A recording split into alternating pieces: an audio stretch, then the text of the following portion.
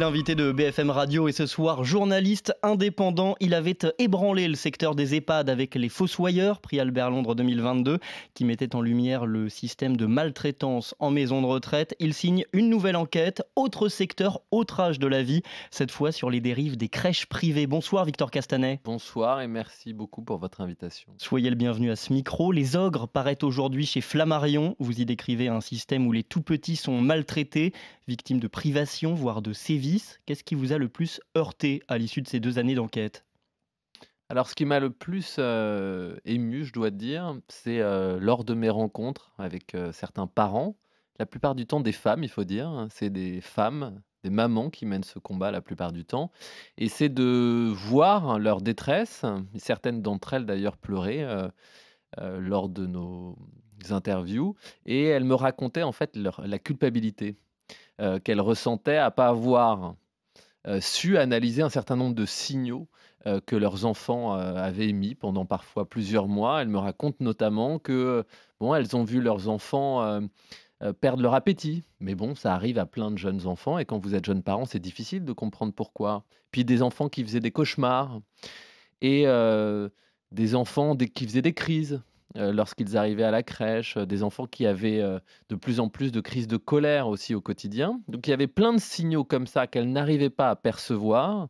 Et donc, lorsqu'elles se sont rendues compte que leurs enfants, c'est le cas notamment dans la crèche de Villeneuve-d'Ascq, que je raconte en détail dans le livre, mais dans d'autres villes de France, lorsqu'elles se sont rendues compte que leur enfant avait été victime de maltraitance, lorsqu'elles ont pu constater in fine la présence de coups ou de griffures sur le corps de leurs enfants, bah, elles se sont refait tout le film et elles ont compris en fait que leurs enfants avaient envoyé des signaux déjà depuis des mois et qu'elles n'avaient pas su les analyser. Et donc, elles se sentent coupables de les avoir mis dans la gueule du loup et de ne pas avoir su percevoir les signaux plus tôt. Vous parlez de la gueule du loup, justement. Ce sont ces crèches privées qui appartiennent pour la plupart au groupe People and Baby. Qu'est-ce qui s'y passe dans ces crèches ? Vous parlez des coups, des marques de griffures. Comment ils sont traités certains enfants ?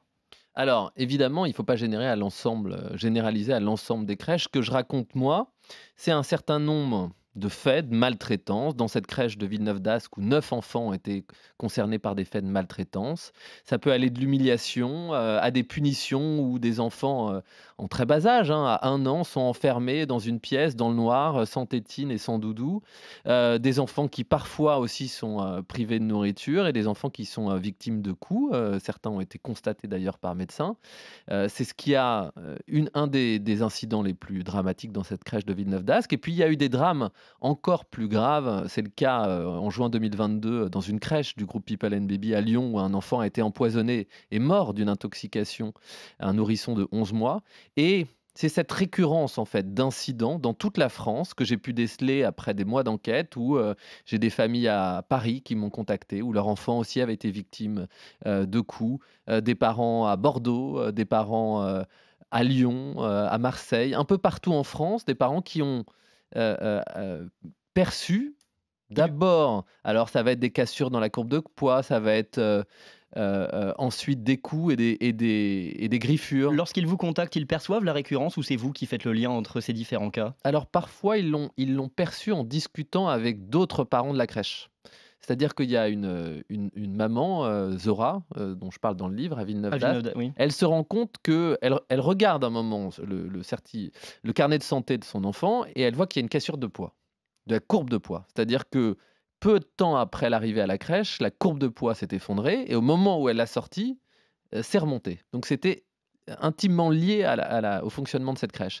Et puis en parlant avec une autre maman, lorsqu'elle découvre les faits de maltraitance, elles regardent à leur tour l'autre carnet de santé, puis il y a la même cassure de poids de la courbe.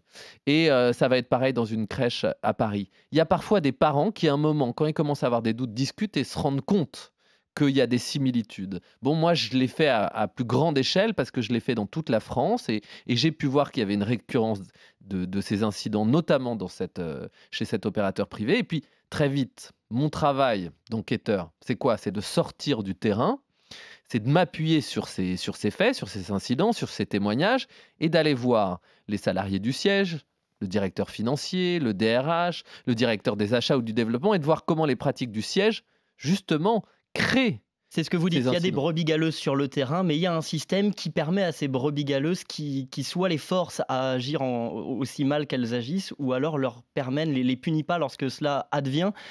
Quel est ce système? Alors, il y a un système, heu, dans ces logiques de développement d'un certain nombre de ces opérateurs. Il y a eu, si vous voulez, 4 opérateurs principaux, dont l'une des obsessions principales était de grossir. Mmh. Et donc il y a une logique de développement à marche forcée et ces opérateurs sont devenus, en moins de 20 ans, des multinationales, présentes dans un certain nombre de pays, en Europe, et aussi, en Asie et en Chine. Et ces logiques de développement où en fait on a pensé qu'à une chose, vous savez, c'était comme une bataille de Monopoly, géante, c'était l'obsession d'avoir plus de berceaux que le concurrent. Ces logiques de développement, elles se sont faites souvent au détriment de la qualité des structures. C'est-à-dire on s'est endetté, on a dépensé des millions d'euros pour acheter des établissements, pour créer des places de crèche et bien souvent on a négligé, les structures existantes, négligé le terrain et on a mis en place des pratiques d'optimisation des Le low coûts. cost, vous parlez de crèches low cost, Ouais, alors certaines. je raconte le low cost qui est là de la responsabilité d'un certain nombre de structures, et aussi, de mairies et de collectivités. Pour faire très, très court, en gros, il y a de plus en plus de mairies qui font appel à des opérateurs externes et notamment des opérateurs privés pour gérer leurs crèches municipales. Parce que, ils se disent qu'ils savent faire, c'est Mmh. leur métier et puis parce que ça coûte moins cher. En gros, en gestion directe, une place en crèche, ça coûte à une mairie 12 000 €. Mmh. Quand ils ont ouvert ce marché aux opérateurs privés, les premières offres étaient à 8 000 €. Et ce qui s'est passé, c'est qu'il y a des opérateurs comme People and Baby, La Maison Bleue et les Petits Chapeaux Rouges, qui sont 3 des leaders du secteur, qui sont arrivés et qui ont cassé les prix pour une seule raison: conquérir des parts de marché. Et ben, en cassant les prix, en divisant les prix par 2, voire par 3, ça a dégradé la qualité de la prise en charge parce que ça a fait baisser la masse salariale. Il y a moins de postes qu'il y a quelques années. Vous pointez du doigt donc la responsabilité des grands groupes qui tirent vers ce low cost, la responsabilité aussi des politiques avec la mise en place des délégations de services publics en 2004 et plus proche dans le temps. Vous pointez aussi du doigt Aurore Bergé, ministre en charge des familles jusqu'en janvier dernier. À vous lire, elle aurait reçu des éléments de langage directement d'Elsa Hervy, une sorte de lobbyiste en chef en fait des crèches privées. Hier, Aurore Bergé s'est défendue. On s'est effectivement rencontrés en 2008 à l'UMP avec Elsa Hervy. On ne s'est pas revus pendant 15 ans. Nous n'avons jamais déjeuné ni pris un café en tête-à-tête ensemble. Pourtant, vous vous maintenez qu'il y a effectivement eu des échanges d'éléments de langage. Alors je maintiens, les documents, qu'on m'a transmis, les témoignages que j'ai pu obtenir qui sont, des échanges, de mails, assez explicites où, Aurore Berger explique à ses équipes, «Ne vous inquiétez pas, Elsa Hervy est une, super copine, elle sera très aidante». Une autre fois dans une boucle WhatsApp, elle va expliquer, reprenant un communiqué de soutien de la fédération à la ministre que, les membres de la fédération sont ses meilleurs alliés et elle va, également expliquer à ses collaborateurs que de toute façon, Elsa Hervy les conseille, bien mieux, qu'eux. Et donc il y a un certain nombre de collaborateurs qui, à un moment, se sont inquiétés de ces liens étroits entre la ministre et la déléguée générale de la fédération. Et d'ailleurs, c'était à ce point grave qu'ils ont décidé de démissionner, pour certains d'entre eux, de quitter le cabinet. Et ce qu'ils me racontent, c'est effectivement un pacte, de non-agression, une entente entre la déléguée générale de la fédération des crèches privées et la ministre Aurore Berger, où les règles du jeu étaient simples. On demandait aux adhérents de la fédération de ne surtout pas critiquer la politique gouvernementale de la petite enfance, alors même qu'ils avaient beaucoup de critiques à émettre. Et en contrepartie, la ministre faisait preuve d'une certaine bienveillance et faisait passer des messages. Et c'est ce qui s'est passé. Ils ont fait passer une note avec des éléments de langage qui ont été euh, retranscrits presque mot pour mot, d'ailleurs, dans une interview à BFM. C'est dire l'importance de ce secteur des crèches privées. Vous-même, vous avez reçu des pressions? Alors non, j'ai pas reçu de pression, comme ça avait pu être le cas lors de ma précédente enquête. Je pense qu'un certain nombre d'opérateurs, estimaient que ce n'était pas utile.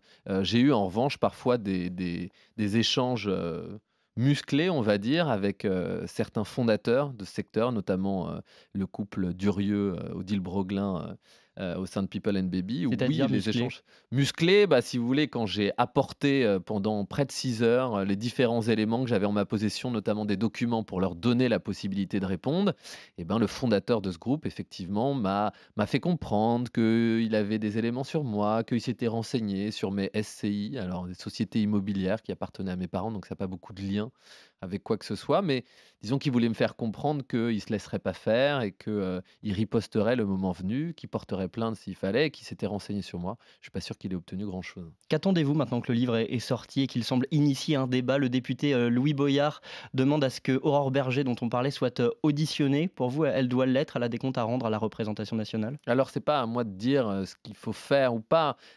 J'essaye moi avec mon travail de journaliste d'apporter des éléments factuels, des documents, des témoignages, des choses étayées pour qu'ensuite, et les politiques et les syndicats et les associations s'en emparent et évidemment tous ceux qui ont participé à cette enquête, tous les témoins, ils espèrent une chose, c'est d'imposer ce débat dans l'agenda politique. On sait que la période est compliquée, il n'y a pas encore de gouvernement, mais ce sujet, comme le sujet de la dépendance, le sujet de la petite enfance est un sujet trop souvent négligé par les personnalités politiques, par les députés. Il y a très peu de députés qui sont spécialistes de la question, alors même que comme dans le secteur de la dépendance, du grand âge, toutes les familles françaises sont concernées.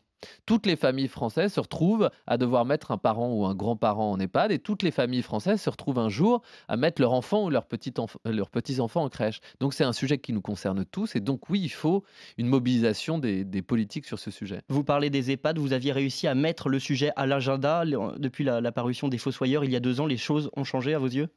Alors déjà, ce qu'on peut dire, c'est que grâce à ces témoignages et ces documents au moment de la sortie de ce livre, le système Orpea, tel que moi je le dénonçais dans le livre, a été stoppé. La direction générale, l'ensemble de la direction générale, des dizaines et des dizaines de cadres ont été limogés. Et il y a eu de nouvelles pratiques. On a par exemple augmenté le prix des repas. On a embauché à tour de bras des centaines de postes chez Orpea. Les ratios d'encadrement ont augmenté et toutes les pratiques que je dénonçais, notamment de détournement d'argent public, ont été stoppées.